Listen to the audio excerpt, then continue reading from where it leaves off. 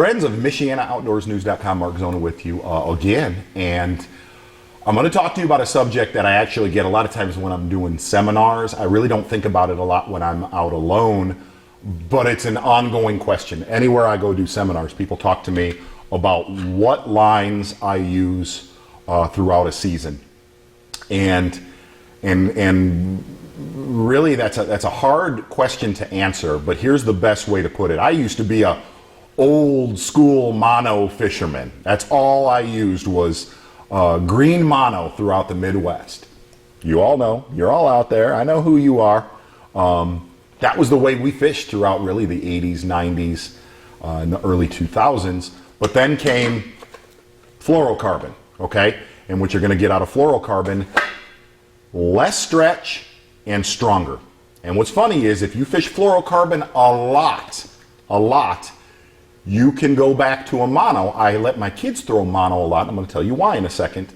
Mono starts to feel like a rubber band. There's so much stretch in it. The reason I want fluorocarbon, it's going to guarantee me very, very strong hook sets by not having that stretch in the line. The other thing is I'm able to really overpower a fish more so than I used to with a monofilament. And last but not least is braid. And here's the best way to describe my system, my setup. 50% of my rods have braid. I personally use Power Pro. I've used Power Pro really for the last 10 years. And the other 50% of my rods are fluorocarbon. The only time I will use a monofilament is when I'm throwing small topwaters, because a monofilament sits high in the water. It almost floats. And you're able to fish those smaller ones. But if I go to a bigger topwater, I instantly go to a braid. But the one thing that I can tell you about where mono is an advantage a little bit is for when you're really working with children or people that don't fish a lot, that are not used to, just not used to fishing at all.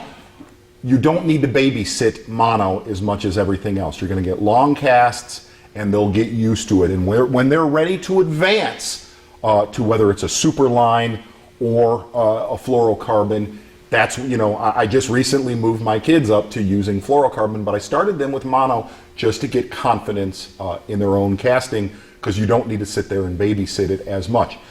The one thing I'm going to tell you about my braids and my fluorocarbon line is you do have to learn when to use which, and really you have to let the fish tell you when to use which. If you're not getting a ton of bites on a straight braided line, then I'll go braid to a fluorocarbon leader.